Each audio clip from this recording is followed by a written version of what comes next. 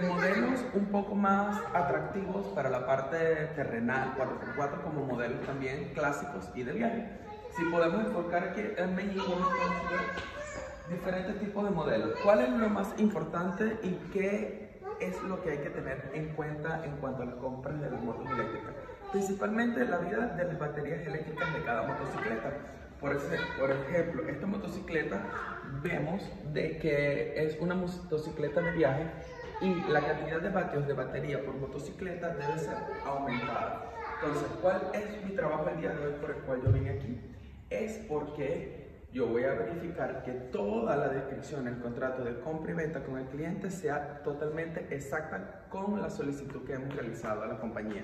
Hemos realizado un viaje de 4 horas por avión y bueno, aquí estamos y les queremos mostrar todas las motocicletas que tenemos aquí para la venta y para la suya. Si ustedes necesitan un catálogo, pueden contactarnos aquí en CIPAM.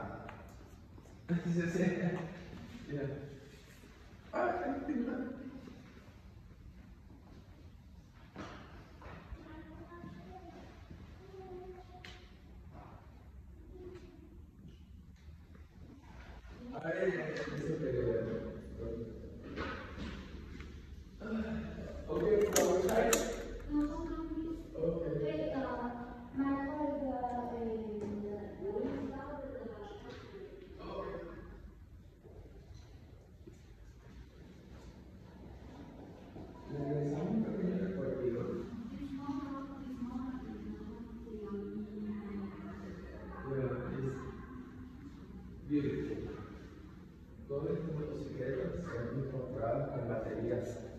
Aquí podemos mostrar las baterías. El tipo de batería va a depender del tipo de calidad de moto, sea batería de litio, batería de ácido o batería de gel. Modelos 4x4, terrenales, motos de paseo y motos de alta velocidad.